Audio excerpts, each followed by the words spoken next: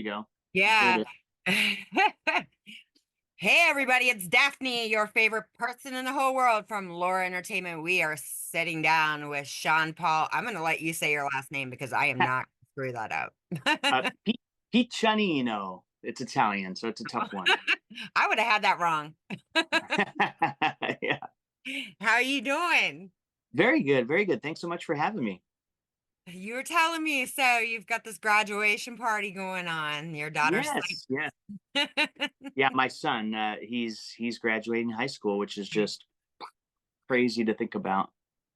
makes you feel old, don't Oh yeah, for sure. it? Wait till they start having babies. Oh my gosh, I can't even imagine. But it'll happen. Yep. It sure does. I'm telling you. Once they start having babies, you're just like, oh God, God. And then when the babies start talking, and you're like, man, you know, Wild, wild stuff. I tell them like, grandma, I don't want to hear them words, grandma. That word does not exist. It's not, Yeah. Yeah. you know I don't what I know what mean? I'll want. If I want grandpa, granddad, gramps. Nope, none of them sound right yet. You know, there was one name that I heard for a grandfather, and it was on one of my favorite shows, Mike and Molly. Um, That's a It was great show. Grandmaster Grampy or something like that is what Vince had said. I I like that. I'm gonna thought do that that was one. Just funny. call me Grandmaster Grampy. Yeah, there you go. See, that's a cool name. Cool name. Grandmother's only good. I don't know. So many. I think there's like three. There's not Gra- like grandmother Grammy or some crap like that, you know? oh, Grandmother Grammy. That's a cool one. I like that. Yeah, but then you still got Grammy, you Yeah, yeah, know, or grandmother. There has to yeah, be a difference in there. So, yeah, yeah. so tell everybody what are you into lately? What are you doing? What are you up to? I'm just enjoying making movies and TV series, and been in heavy development on several projects lately. Some I can talk about a little, some I can't say nothing yet. But I just love the entire process from beginning to end. Um, Being a part of storytelling, really, and just the collaboration. I really, people ask me like, how do you choose a script? I got to tell you, a vast majority of it is the people you're collaborating with. So that almost takes precedent over everything else. Of course, you want a good story and interesting characters and a piece that speaks to you. But even if all those check marks are there, if the people are not folks that you really connect with and that you really want to collaborate with, it might not work. So that's a very important piece of it to me, and how I choose the projects, and it's also why end up working with a lot of the same people over and over, because you grow this relationship and trust and just enjoyment of their company. So I mean, you see that everywhere. Spielberg to Seth Rogen, they work with a lot of the same people over and over.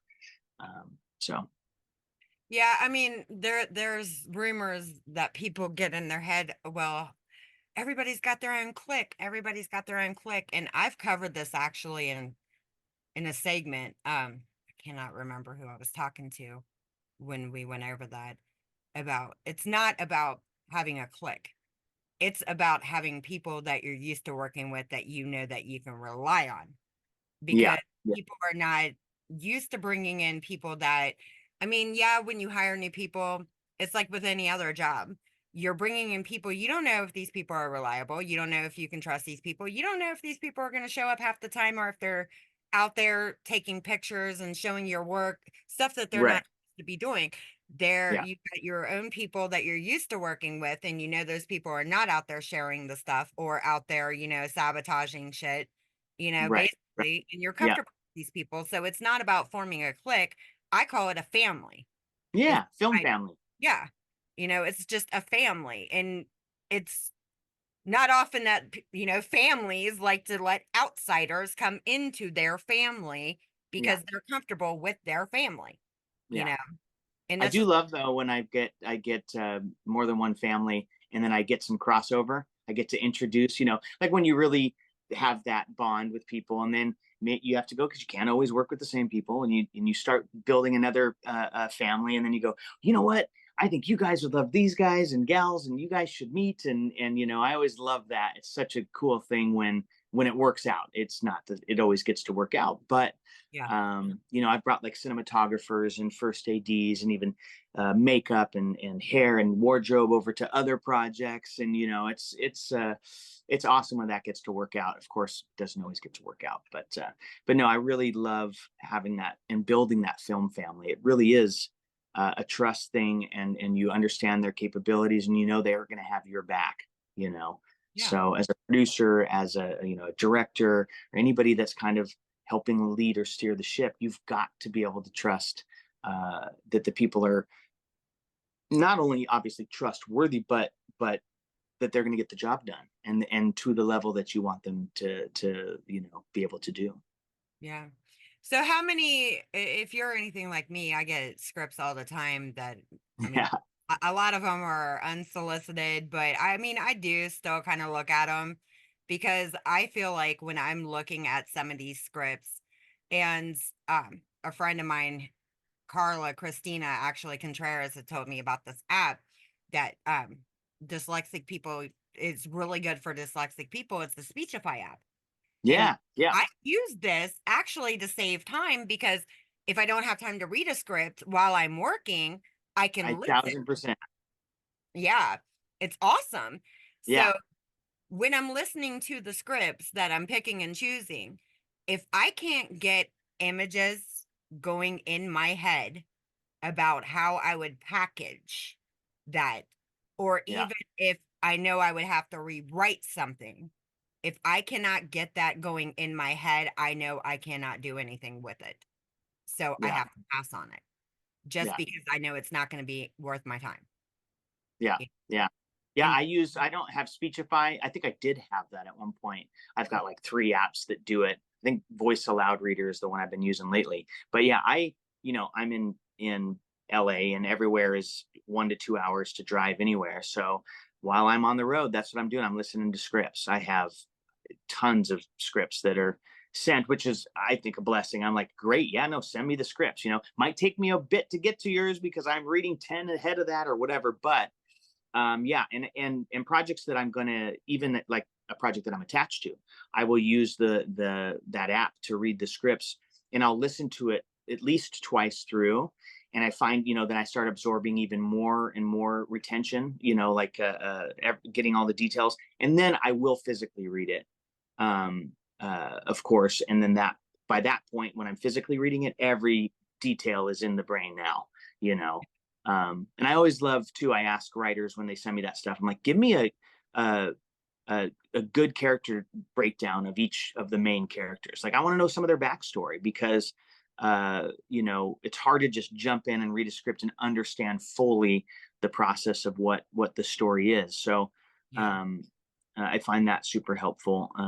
But yeah, I love the voice apps. I mean, it's honestly, there's no way I could get through these scripts. And again, it's that same thing where if it doesn't connect for whatever reason, I tend to be somebody who can see potential in things. So if there's something that's really catches me, like maybe the whole script doesn't work, or certain characters aren't fleshed out, or whatever it is, if it has enough potential, I will really latch on. And even if I got to do rewrites or work with the writers or whatever it is, if I see enough of potential in something like a lead character or a villain or something like this, then I'll go, ooh, okay, this is worth it to me to really dig into this because this one piece is so cool, and or maybe hasn't been done before, or something of that nature. And I'm like, okay, let's. And then I've got to think about it, like how could I make it work for myself? And then it becomes the question with the writers or the producers, whoever's involved, is like, are you okay with me, you know, uh, kind of, making it my vision as well? And if you're not, it's totally cool. Here's like, I'll pitch the ideas. Like, here's the things that I think would be super cool, and I would really get me excited and really into it. Now, again, if that's not something you like, then obviously we don't have to partner on it. But um, if you like me and want to partner with me, here's what I think I could do with it type of approach, Yeah. and knock on wood, luckily I've been able to do that with almost every project that sparked my interest that way, then it just becomes this really cool collaborative thing. It's I love collaborating. That to me is one of my favorite parts. Like I mentioned earlier, I really choose a project based on the collaborators because again, you want to enjoy the time you're spending with people. I got to work with the late great Mickey Rooney on a movie before he passed away, and this was before my directing had really taken off, and this wasn't my movie, it was somebody else's. I was just helping out, but I got to spend time with Mickey, and he saw that we were all stressed. It was very indie film, low budget, and the camera package didn't show up on time, and so everybody was kind of losing their minds, and Mickey looked at me and said, "Hey, Shaun, are you having fun?" And I just like kind of taken aback. I'm like, "What do you mean, Mickey? We're stressed. The camera package hasn't showed up." He goes, "Shaun, if you're not having fun, why are you doing this?" And I went, "Whoa, Mickey Rooney, Oscar winner, silver screen," and it really hit me. And I'm like, you know what? He's right. We have to enjoy this process. And what I've really discovered through kind of taking that approach and having this attitude of, again, look, we're going to work hard. That's a given. But to try and make the process as enjoyable as possible for everybody involved, from the grips to the obviously the cast and everybody, um, that that collaboration has become even more creative and more of a um, the art kind of blossoms through that, which I find personally really a beautiful thing. Yeah. I mean, you got to make it fun. Even with that app, when I was listening to, God, it was a couple months ago, I think. And I was listening to the app, but I was walking around. I think I was cleaning. My daughter looked at me. I had to make it fun for me that night because it was a script I didn't feel like I would connect with. And you know what I mean? So I had Snoop's voice I love it. I playing love it. it on my phone. And I was down there, I think I was cleaning the kitchen, and you hear fade in. You know what I mean? And my Yeah, daughter yeah, looked at me like, what the hell are you listening to? A guy walks in, you know what I mean? And she yeah, just yeah. like, what the hell is I Snoop? love it. I love it. And I friggin' lost it. And she just looked at me like, what is that? What are you listening to? And I'm So like, funny. he's on Speechify. And she's like, oh God. I'm like, I think it was his app or something. He had something to do with the creation of that app, I'm pretty I sure. think you're right. Yeah, yeah. And I Yeah. think you get all sorts. You can Arnold and Stallone, or whoever you can have read on Yeah. there. Viola Davis, I think, is on there. Yeah, I that's funny. I depending on the what the story is, and the lead characters are in a script, I will change the voices based on that. Yeah. Like whether it's going to female voice or male voice, or like I don't know why, but I a lot of times I'll choose a British Uh-huh. accented person to read it to me. I don't know why I like that, but I just I do. do too. My Alexa's set on the British. I love that. I love their accents over there. I swear. My comedy thing I just did, the girl was over there in England. I love Nice. their accents. I can't help it. Yeah, yeah. Something about it. It's just like, I don't know. To me, it's like comforting. I don't know. Yeah, You know yeah. what I mean? It's like a nice cadence to it, Yeah. Yeah. Yeah. So I set everything to like the British English, you know? Yeah, yeah. My kids are like, God, you're crazy. It's just funny though. But Snoop's voice on that, oh my God, it was so funny when I was. Sounds like it would be pretty soothing, I think. He's got a kind of soothing voice, you know? Well, I mean, I like his music anyway, so it was just funny when you hear him say fade in, you know? I once had oh, maybe it was Waze, a GPS where you could put different people's voices, and those Really? were really funny. Yes. Like I had Arnold Schwarzenegger on there, and he's like, "You have to make a U-turn ahead," like that kind of stuff was so funny, you know? Yeah, I To thought that was tell hilarious. people that you'd be back when you were pulling off. Yeah, yeah, yeah. Yeah. Back. Yeah, I'll be back. Yeah, yeah, yeah. It was funny. It was super funny. That's hilarious. I I don't know didn't why I stopped using that. you Yeah. I think Waze got don't me even lost have one to too do many it. times, and then I went back to Google Maps or something. But um, Google's no fun, man. It's not. Maybe I need to go back now. They're fun. They're taking everything away from Google. I swear that they're slacking. Slackers. So what movies do I mean, what do you got coming up that you can talk about? I mean, you don't have to go into detail, obviously. Yeah, well, I have a really cool science fiction TV series, and I'm attached to direct that. And we've been deep in development and pre-production on that, as well as doing some really fun, like fan fundraising rounds. So get the fans involved. We just finished that campaign, and it went really well, and Mhm. we raised way more than we had even set out to do. Um, and again, really, that was just purely like, let's get the fans involved, because we have number one, it's a award-winning science fiction novel that it's based on, and we have the novelist involved. And then we got to some really cool sci-fi, like, royalty attachments to it. Lots of Star Trek alum on there, everybody from Walter Koenig to Tim Russ, Doug Jones. We almost have every Star Trek show, at least one person from every Star Trek show on this thing, as well as Casper Van Dien from Starship Troopers. I think we need to get a Star Wars person in there too, I think, somehow. But anyways, that one's really kind of Winning them fun. all. Yeah, yeah, fun for especially the sci-fi geek in me. I'm really excited about that project, and it's a cool concept. So it's called Manhattan Transfer, not to be mistaken with the famous band of that name. But what happens is Manhattan itself, like the entirety of the city, gets abducted.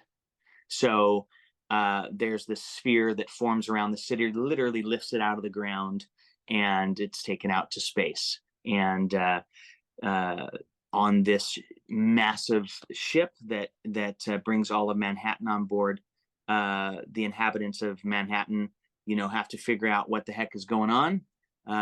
Is it possible to escape? Can they get back home?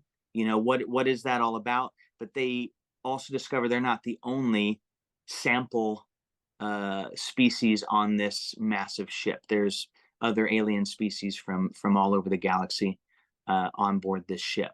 So that's the setup. The pilot episode brings us right to that moment.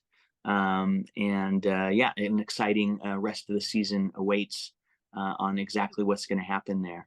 And who's going to, rise up to the challenges, and who's going to crack under the pressure.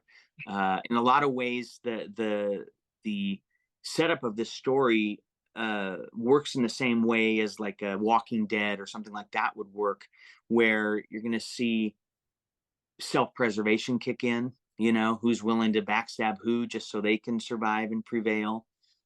Which unlikely heroes are going to, again, rise up and help save the day, type of thing. So and new allies, new species of people that or beings that they will have to collaborate with in order to make it through the situation. So it's a really cool opportunity for, again, some really amazing makeup and special effects. And so I'm really jazzed about that one. That one's the closest on the horizon for me. I do have an action adventure that I'm going to be shooting overseas coming up. It might not be till the beginning of next year that we film that. But I'm very excited about that as well, because it's got, parts of Indiana Jones to, action movies like the Expendables or something like this. So it's a really fun combo of things there. And then I have some other projects that are in development that I can't talk about, but I'm really excited about them. Again, some amazing collaborations, and then I'm kind of doing my own stuff too. Like I have I just started my own YouTube channel just for all things filmmaking. So Yeah. just behind the scenes, also, trying to help aspiring filmmakers as well. And so yeah, I'm just kind of doing that for fun. I did a YouTube channel way back in the day, and we had a ton of fun on that channel. We did all these like a site superhero, basically, spoof videos and stuff, and we had a lot of fun with that. So I'm enjoying that, just as kind of um, a little whenever I get free time, which is not a lot, but to kind of just I had some really great mentors coming up in this business that really helped me, and not as far as getting me jobs, Yeah, although some did help in that department. But a lot of it was just a really sound, amazing advice that stuck with me, and uh, I really believe made me the filmmaker that I am. And of course, I've still got lots of room to grow and improve, yeah, and but so I like helping impart some of that knowledge, trying to give back any way I can, pay it forward type of thing. So yeah, that's that's why I what I'm doing started. there. Yeah, yeah. I That's my started that's the my yeah. yeah, my company too is Piccinino Pictures, so my last name. Trying to help with that branding on so people learn how to say that name. So it's I've Wow, got my that's a first dig. yeah, I got my first film with my company logo. Will be at the front there coming up here this year, so that'll come out. And I'm excited. I'm excited for that. It's called the Butterfly Project, and got to collaborate with some really awesome folks that I've known for years and years and years in America Young. She is also a um, filmmaker herself, a director, producer, writer. But her and I came up through the stunt ranks together. So when we were both just starting out in Hollywood, we were both getting thrown through windows and things like this, and we kind of always had each other's back, Yeah, running safety. Like I remember there was a stunt she had to go backwards through a 3-story window, and I was the one responsible for all the boxes and the crash pads that she had to land on. So being right there to keep her safe. And she, by the way, she was in full prosthetics. So she could barely even see. Like she was in a full bodysuit prosthetics, like this creature. She was playing this creature, and there was also a second person with her. So they both come through that window. But anyway, so we came up through the stunt world yeah, together and worked on. It's got to be over dozens of projects because we did a bunch of video game stuff together too in the stunt side of things, and but now she's like a prolific voiceover artist as well as a director. She's directing on all these WB TV shows, and she's the voice of Barbie for all the like animated Barbie stuff. So she's really just kicking butt. So we got to do this Butterfly project together, written by her husband, and he's also an actor, and he starred in that. And so I'm excited about that. But that'll be the first project that wears my Piccinino Pictures logo, and so I'm excited for that to come out. I need to bring on some more. Female directors. I need to get more female directors on here. I mean, because I think I've had like three or four, three, I think. But Yeah, well, you should definitely interview America. She'd be awesome. yeah, send her my way. I mean, Yes, I will. I started these to help educate the people because they're getting the information out there wrong. And Yeah, there are so many people out there that are giving information that's wrong. I mean, yeah, I started as an extra, but yeah, I also ran a business for 13 years before I started in this industry. yeah, And so it was easy to do both yeah, sides and move it forward. yeah. But since then I've started like I do these segments separately because I have the entertainment, media, and press business along with the production business. And Nice, like I just started this new program I'm actually doing. I just launched it actually a couple weeks ago. I've had it in the works for about 6, 7 months. I've been wanting to do it. And finally I just said, I'm just going to go ahead and do it. And I nice, went ahead, I've been in contact with school boards and stuff. It's called, I named it the Golden Star Program. What that's nice. going to do is a lot of kids, they're not going to be able to maintain an A plus, an A plus, and I'm not going to do it yearly because that's just stupid. So Yeah, I'm going to do it monthly where they have to at least hold a B through that month and their behavior better be damn good, you know, yeah, yeah, and they have to be submitted by either a teacher or a principal, whoever submits them, not a parent, because yeah. that's favoritism and I'm not going to accept, Right.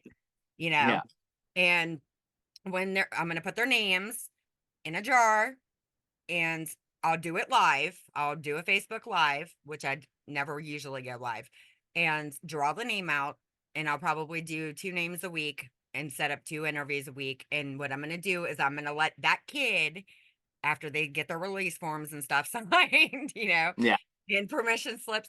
And I'm going to either if they're local here, we can do this in person or Zoom.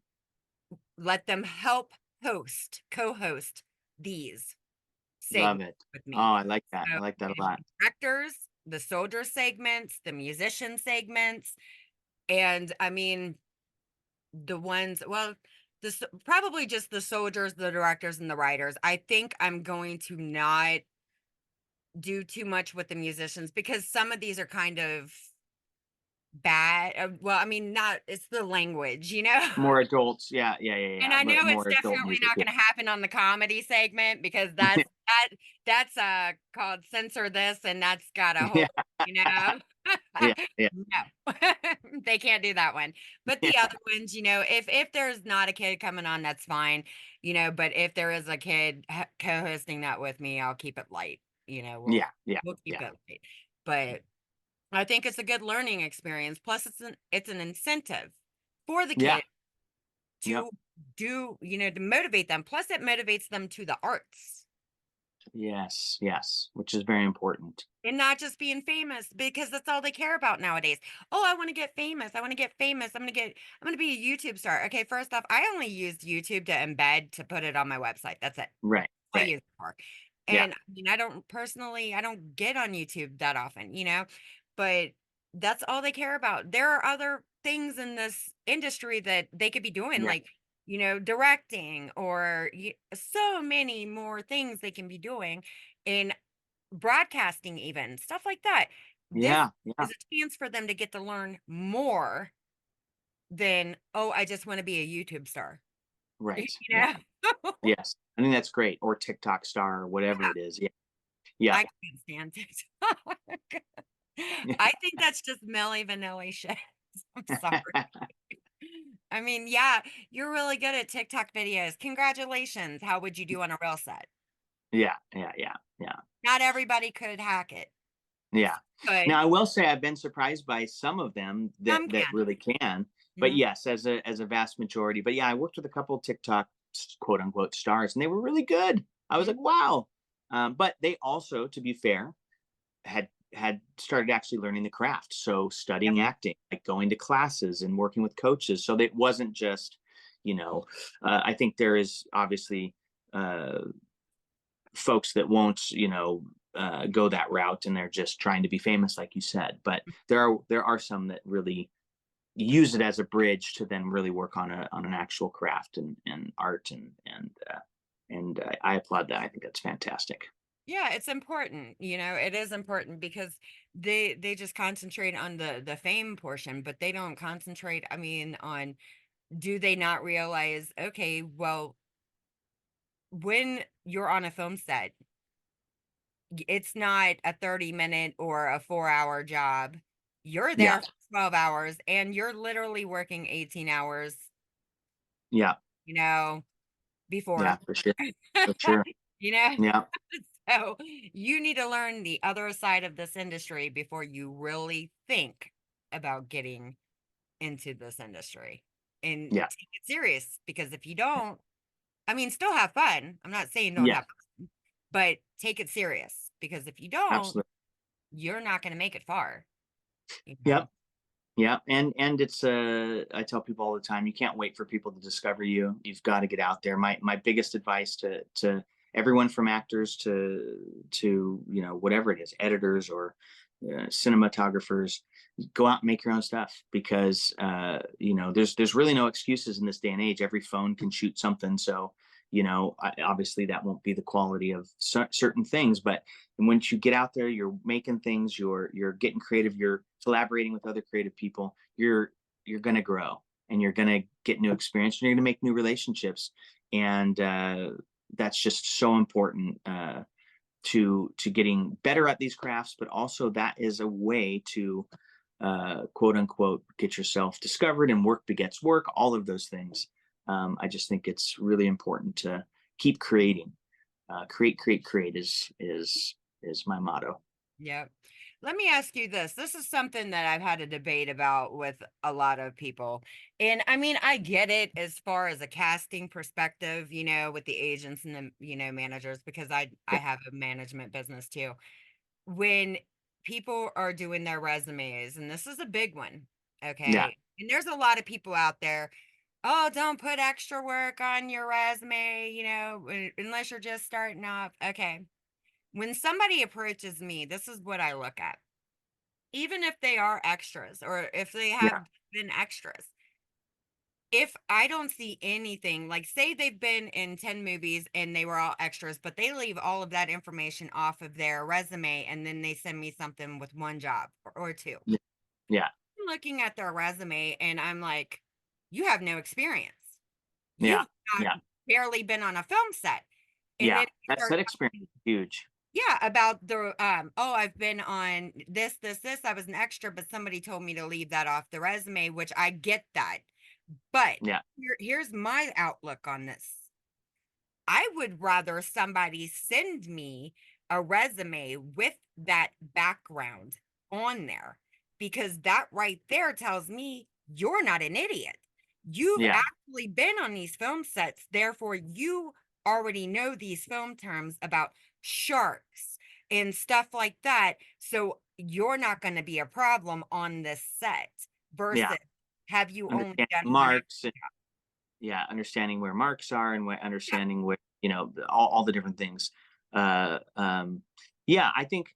Look, I did extra work too. That's how I got my SAG card. I did it for almost a year, and I treated it. This is another thing I tell, especially aspiring actors.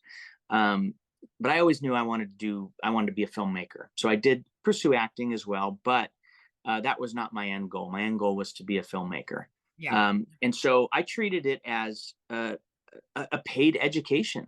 When I was doing it, was like $75 a day is what you would make, and uh, but I'm like, I'm getting paid $75 and I'm getting to learn. I'm getting to learn this business, and I took a notebook. It wasn't. I think I had a laptop, but that was heavy to lug around. So I just brought a notebook and a pencil, and I wrote down terms, and if ever there was an opportunity, I would ask very kindly if I could, somebody could tell me something about the filmmaking process. And I actually got pretty lucky a couple times. I got to shadow on CSI Miami. I got to shadow the camera crew. One of the ads took kindly to me and saw how enthusiastic I was about actually learning about the cameras, and they let me go shadow for like half the day. I got to shadow the camera crew and learn all about first ACs, second ACs, what they do. you know uh, I already knew quite a bit about cameras from photography, but learned even more about how, obviously a film camera differs. And so it was just an awesome education, to be honest with you. I really, really enjoyed the time, and obviously learned a ton, and I got paid to do it. That's what I tell people. If you have the means to be able to go be an extra, a background talent on something, go do it, because it's a great experience, and it's only going to make you better at whatever your goal is, because you're going to learn all about being on set. I would say with the resume thing, maybe it could be a separate line item. Um, I haven't really dealt with resumes on that level. I mean, I guess with actors auditioning, but yeah, maybe it's a separate line item if you want to be upfront, that it's They like, oh, don't look, I, they don't you know, use it like that though. Everybody, it seems like there are some people are for it. I mean, me personally, I am for it because that's where I started. And I yeah, see a big problem with this. And yeah.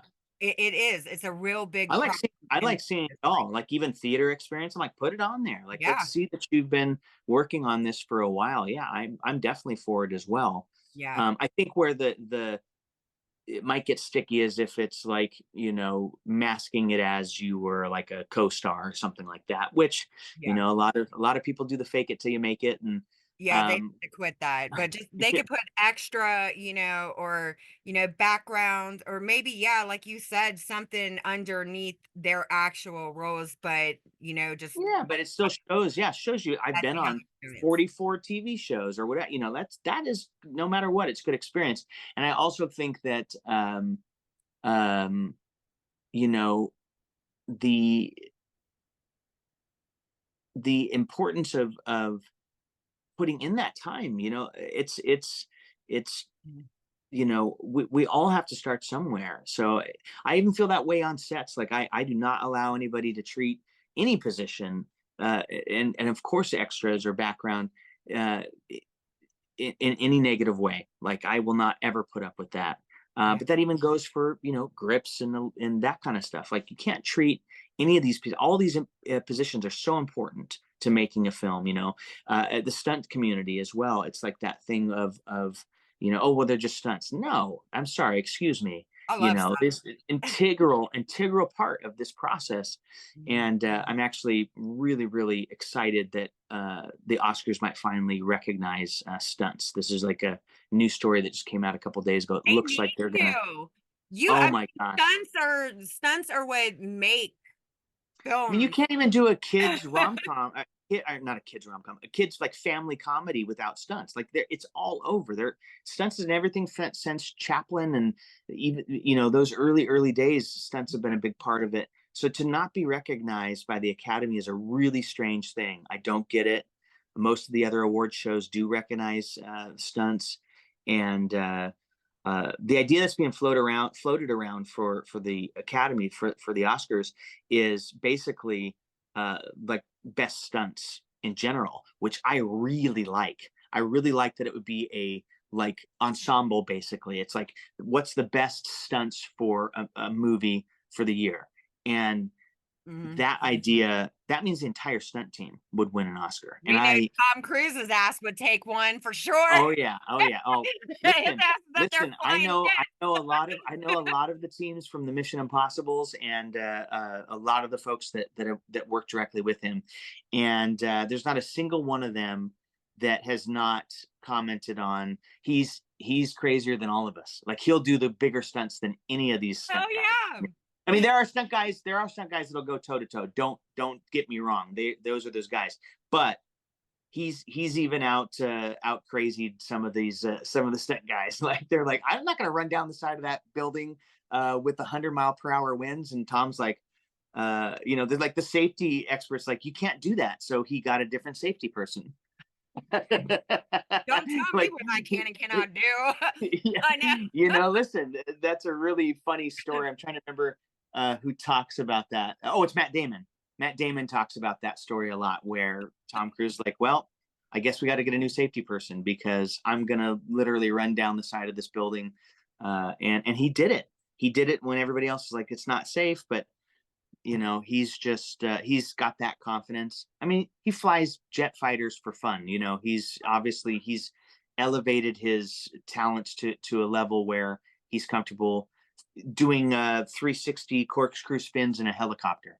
Like he really does that stuff. And I do know he was very bummed on the last Top Gun that they wouldn't let him fly the latest jets in it, like actually fly them, because he really wanted to. He did. He flew the old one, the F-16 or whatever, the one that they get towards the end, because I think that is actually his F-16, by the way. Um, but so he did get to fly those and the smaller plane at the beginning and stuff. But of course, for military reasons, they would not let him fly He'll the just the, go the new buy ones. one when they put him up for sale so he can Yeah. buy one.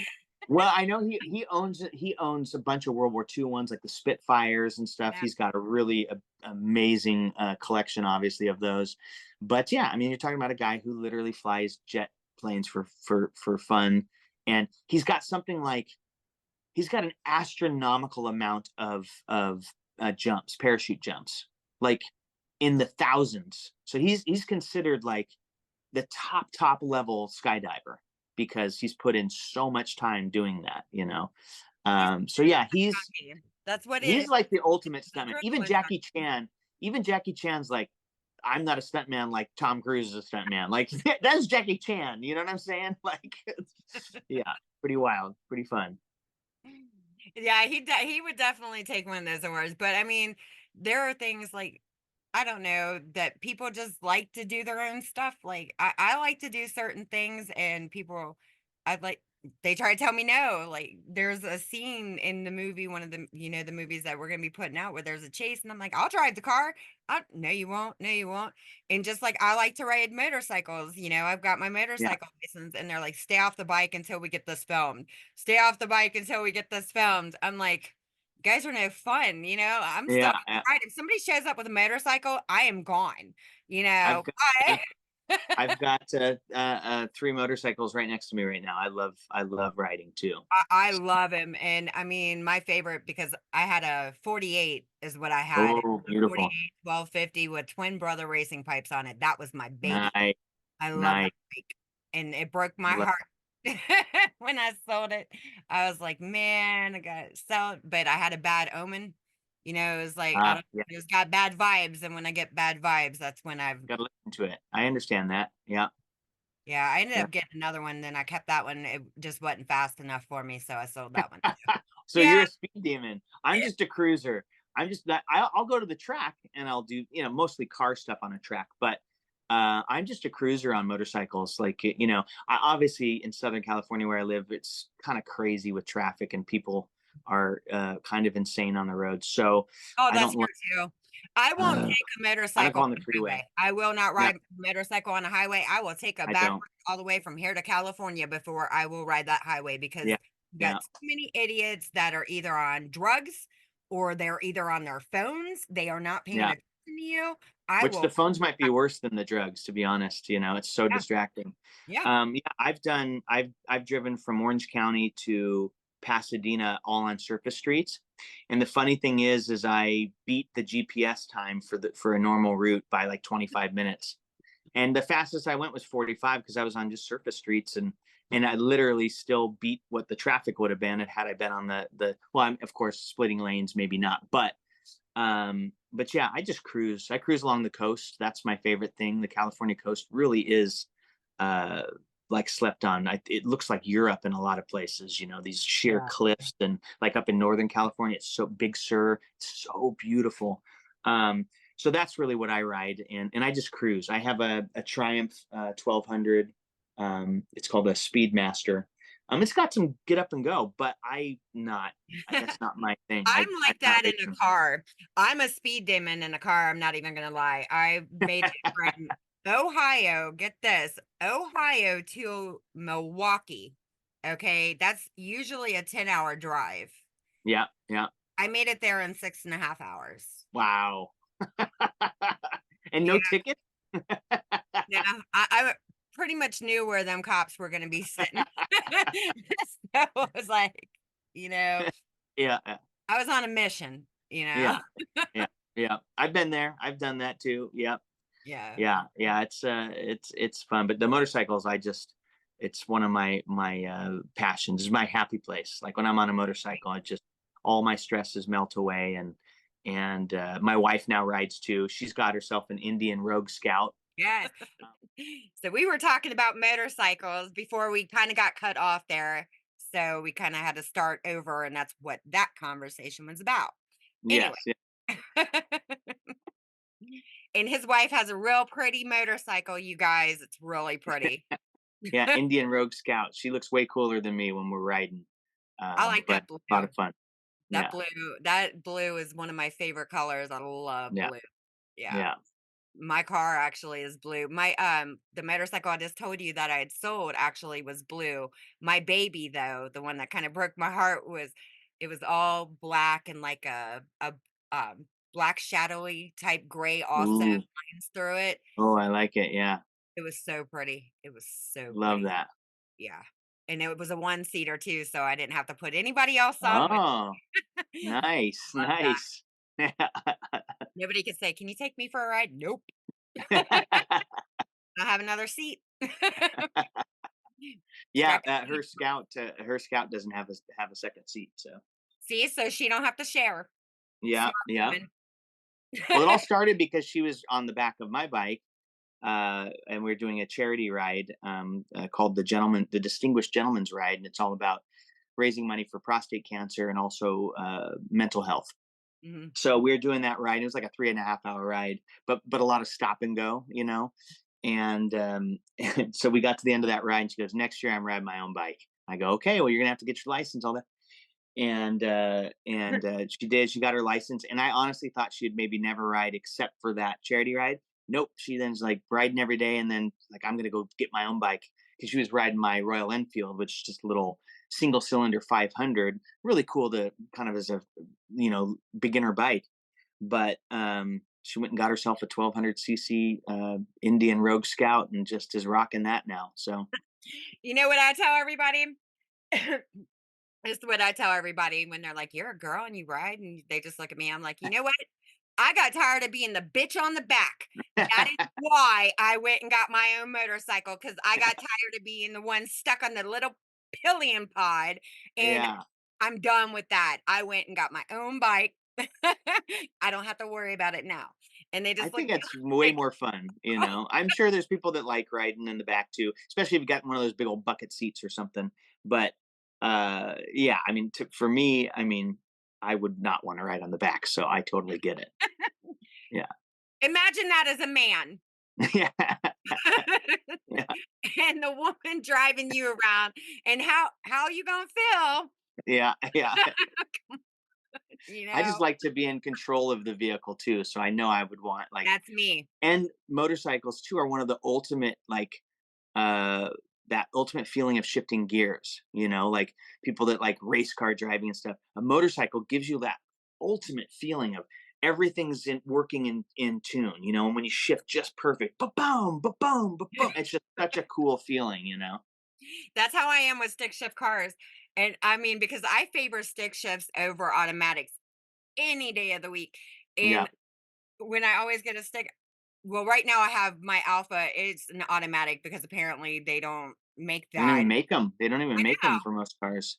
So I tell everybody, I'm like, the next one, when I get rid of this one, I'm going back to a stick shift because I just love sticks. I'm like, and half of today's generation can't drive a stick anyway, so I ain't Yeah. gonna worry about it Yeah. getting stolen.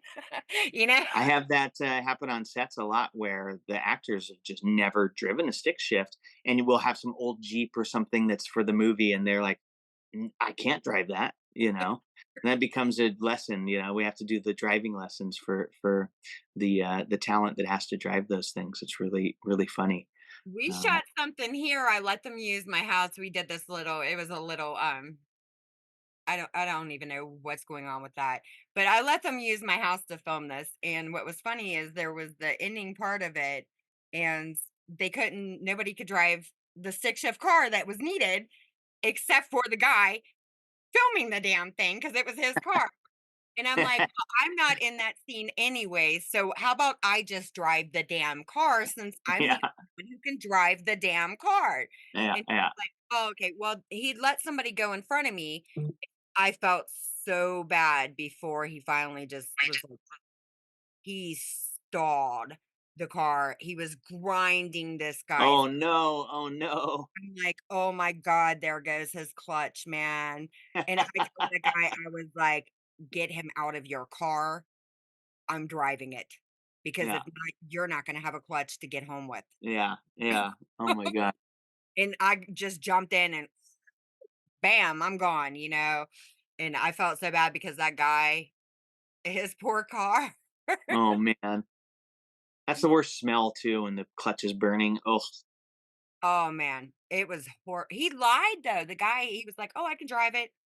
Dude, yeah, you just yeah, stalled 3 times right there, yeah. and you're grinding it the whole way, and you never Oh. came out of first or second gear. No, you cannot drive. Go, go. Just go, you know? Go.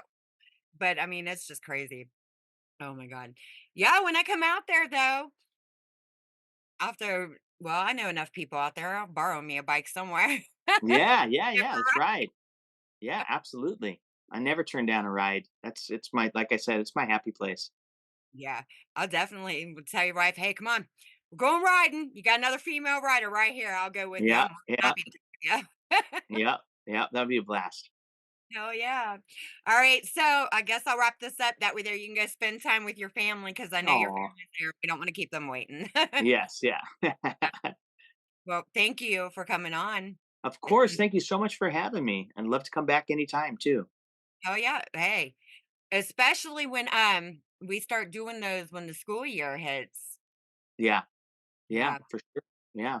kids, and I start doing those with the kids, I'm definitely gonna you can bring whoever you want, send them to me. Whoever wants to Yeah. go. Absolutely. Absolutely. I'm sure the kids are gonna love that, though. I can't wait to start that. I love doing stuff like that. I really do. Yeah. Yeah. Things It's really nice. Yeah, it's gonna be fun. I'm looking forward to it. All right. Well, thank you. And to everybody else, we love you. See you Thank later. you. Love you guys. Bye.